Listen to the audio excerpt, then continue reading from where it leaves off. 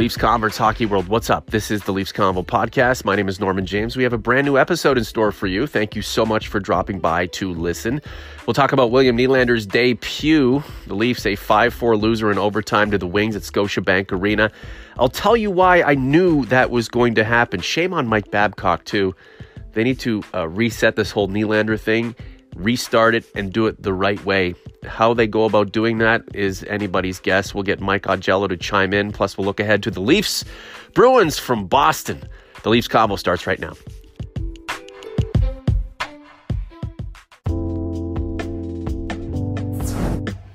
And here he is, the one and only Michael P. Augello. Hello, sir. How are you? Good afternoon, Norman. I am well. How are you doing?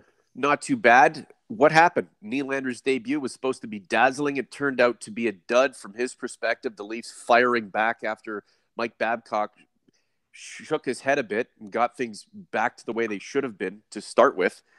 They force overtime. Dylan Larkin gives the Red Wings a win. I've got a little story about how I predicted that Red Wings victory, by the way. Your impression, sir?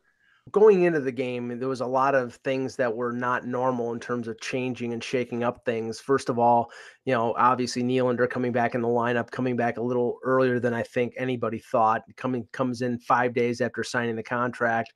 And the only line that they kept the same from Tuesday night in Buffalo was the Hyman, Tavares, Marner line. They inserted Nylander with Matthews and Marleau. They had Kadri with Janssen and Kapanen, and then in the fourth line they sat Gauthier and they had Ennis, Lindholm, and Connor Brown, and they're down 4-1. And honestly, it was not a good performance by the Leafs. They were getting out hustled. They were sluggish. They really did not have what I thought was put forth what I thought was a good effort, and they got subpar goaltending from Garrett Sparks, and I'll go on about that later. But in the third period, they get a goal from Tavares, and Babcock decides, I'm going to go back to the line combos that we had in Buffalo, and that meant sitting William Nylander. And he didn't play the last, I think, 11 minutes or 12 minutes of regulation and all of overtime, and they come back from 4-1 and tie it 4-4, and then lose it on a giveaway by Tavares in the 3-on-3, and Larkin buries it between the legs of Garrett Sparks. So, I mean, they were lucky to get a point based on an incomplete effort. And Nylander, I think, he didn't play well in his first game, but putting him in 4 or 5 days after signing a contract and not having a training camp, not having any time, practicing at all, it was not a good move by the Leafs, but it is what it is. Mike, the entire organization deserved the loss in that game. The team didn't play well. The head coach, I heard his response to your question in regards to maybe letting William Nylander play in the A for 2 minutes just to warm up, and he was emphatic in his no.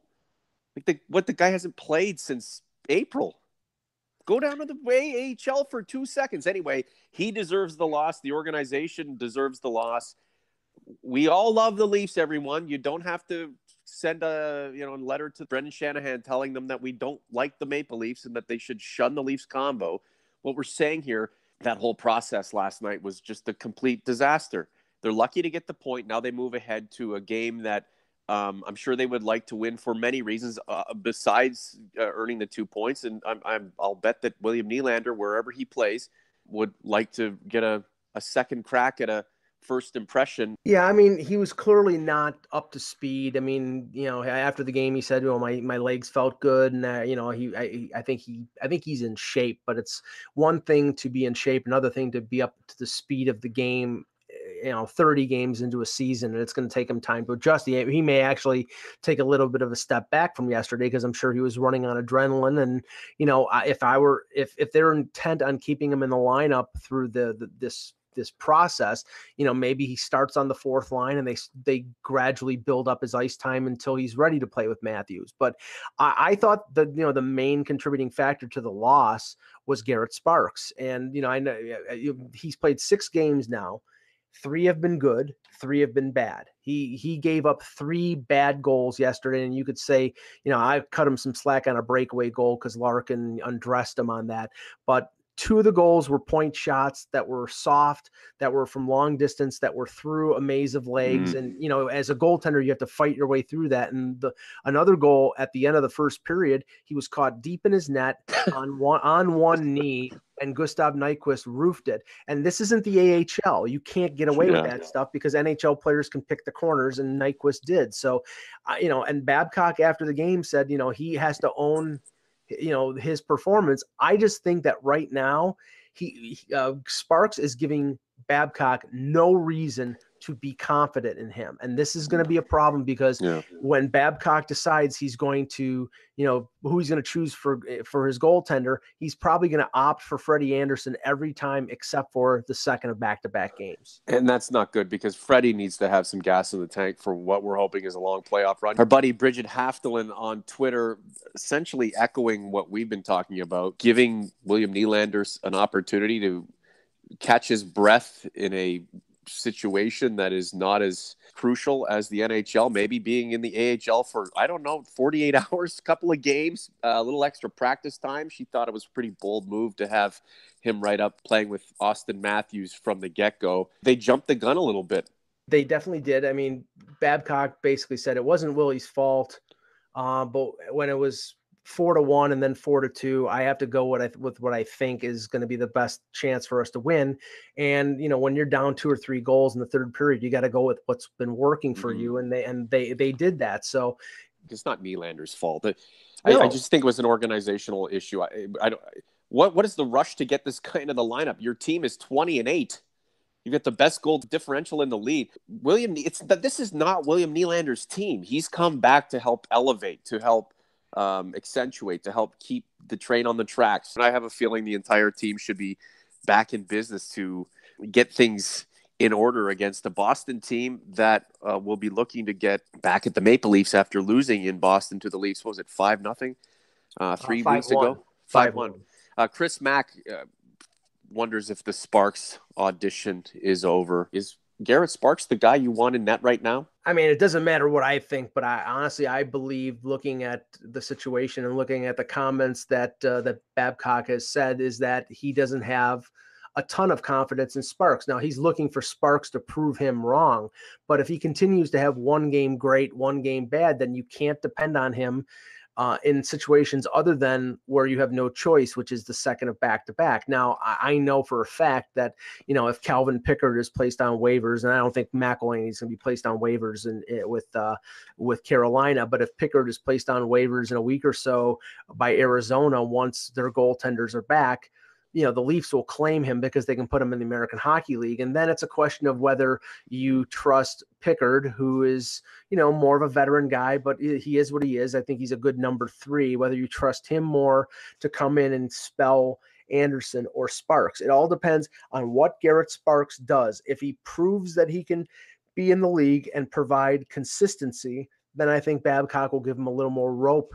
But if he continues to play one game bad, one game good, then he's going to hang himself with that rope. Look, if the team collectively played well last night, and Sparks shit the bed, then it's on Sparks. But as I've mentioned, it was a collective gong show. Their talent was able to at least get a point from. Ant Tags 98, loyal listener, Leafs convert. I'd say Nicholas Kronwall taking a run at St. Matthews constitutes the definite need for a little more sandpaper. Do we agree? I'm all for adding another element to help elevate this team's game. Well, this is the thing, and I addressed it in my column today. And Babcock was actually asked a question about this. I mean, the days of McLaren and Orr are done. Sure, the days of having one-dimensional players playing on your fourth line are pretty much over with. You have to have players who can contribute in other ways than just being an energy guy or just being that sort of guy who's going to be the offer retribution to something like Kronwall running Matthews. You have to have somebody who's more capable, and a guy. And I'm not just saying this one player, but a kid like Mason Marchment down with the Marlies. He's a big body. He's quick.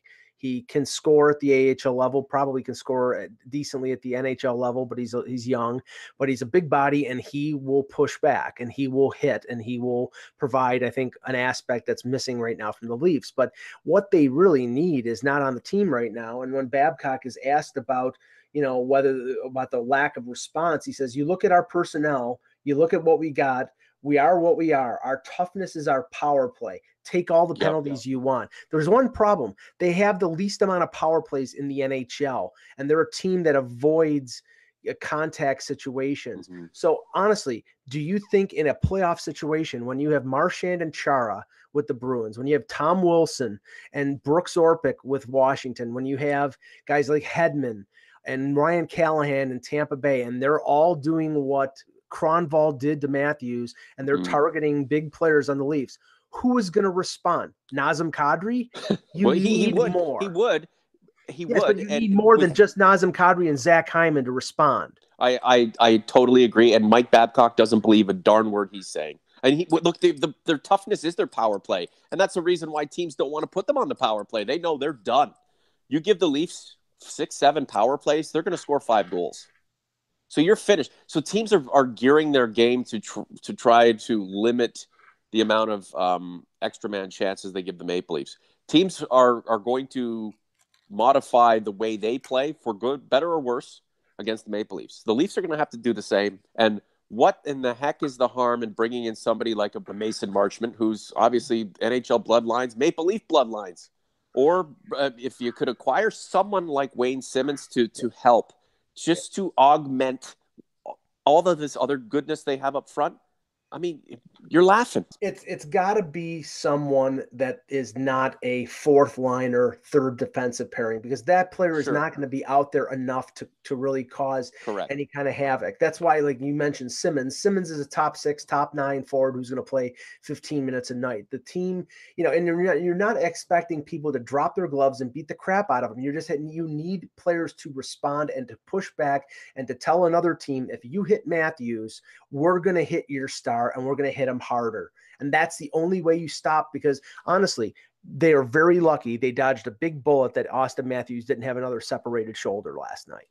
Hey, Owen Sound Attack Unite, baby. Wayne Simmons, I love that guy. And Nazem Kadri, he's not taking any garbage out there, but we need Nazem Kadri on the ice, Mike. We need him taking draws. We need him, adding that grit. We need him being an instigator, an agitator out there. We need his offense. This is the guy who, if you put him, if he was your first line center, Nazem Kadri could score 35 goals and get 80 points. He's that kind of guy, but he's in a reduced role because this team just has a glut of offensive talent. These guys are sometimes too big for their britches, and I hope last night's game was a dose of humility for all of them. And, they've got a real milestone game coming up against the Bruins. Just wanted to get to Ian Spence, my buddy from London here. What he'd like for Christmas, Mike, is a Montreal-Toronto playoff series that Toronto wins. And this is a huge about face for my friend Ian, who is a lifelong Habs fan. I don't know if he's realized now that the Leafs have 5 to 7 years, as the great Mike Babcock has said, to contend. He's 53 years old, and that hasn't happened since 1967. That's a Leafs-Habs playoff series. Do you think that's possible, Mike, with the way things may sort out? It's possible. I mean, you have to offer a caveat here. It hasn't happened since 1967 when the Leafs have won. The last time they played was 1979, and before that 78, and they lost to the Stanley Cup winning Habs a couple times in a row. So yes, we've almost had it a few times in the last few years. It's possible. I honestly don't think that the Habs are making the playoffs, but that's wishful thinking on the part of a Habs fan. And also if they're a wild card team, it would probably have to be a second round match, because honestly, I don't see the Leafs beating out Tampa, who have not dropped back at all with Louis. No, they haven't. Goal. So, they keep hitting on all 8 cylinders, and the Leafs are doing great. There's no disputing that, but Tampa Bay has not dropped off, and this was an opportunity I thought the Leafs would take advantage of, and they've been winning a ton of games, but Tampa is not losing. So, I think there's a better chance of a Toronto Buffalo first round than there is a Toronto Montreal first round. I've been on Mike Babcock a lot today, and I'll be on. Let's a disclaimer. I love the guy. Okay, I love the entire team. William Nylander, same thing. The team can't regress to allow William Nylander to catch up. This man has to catch up to this team that seemed to be in flight.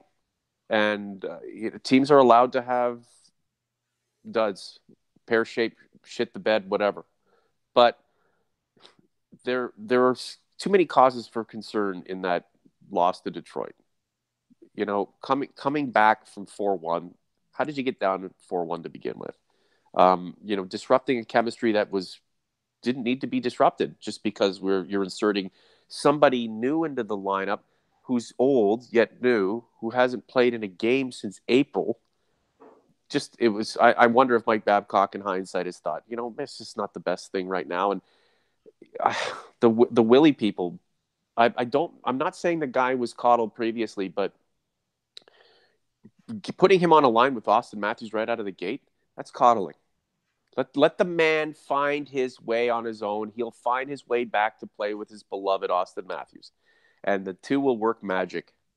And maybe they'll score big goals that allow the Leafs to get past Boston or Tampa. But for now, this train is in motion. And William Nylander will have he'll have a prime seat for this journey. So Boston, real quick, Mike, and then we got to go. Yeah, but Boston is still without Chara, still without Bergeron, so the advantage would be with Toronto, and Anderson has got 3 days rest after sitting yesterday. So I would think that the Leafs being completely whole with Nylander back and completely healthy would be favored. Now, Patrick Marleau missed the practice today. It was probably just maintenance and not anything of serious nature. And Matthews participated as well, so it'll be a full crew. But you could get a good performance from Yaroslav Halak, and Boston is a prideful team with Pasternak and Marchand, so you can't take them lightly. But we'll see.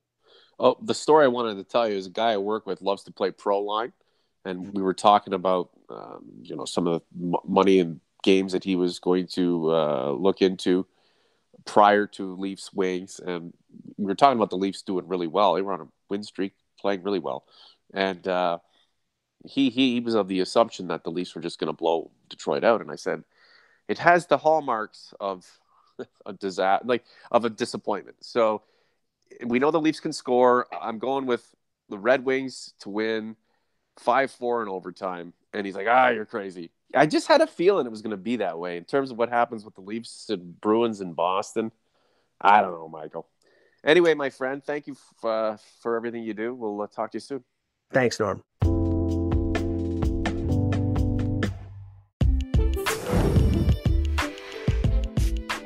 That is a wrap for this episode of the Leafs Convo podcast. Thank you, hands emoji, blue heart, as always. We appreciate your support. It means so much to us. At Norman James TLC, at Kyle Outridge TLC, at Mike and Buffalo, the way you can reach us on social media. You can also holler at me like you like to do through the YouTube comment section. Even if we're a hate listen for you, it means so much to us that you keep coming back. Trust me, it does. The Leafs Convo at gmail.com. That's another way you can reach out to me personally if you want to talk about sponsorship. We're looking for opportunities. We believe we have the opportunity for you, and perhaps you may have the opportunity for us. The next Leafs Convo is just around the corner. We're out.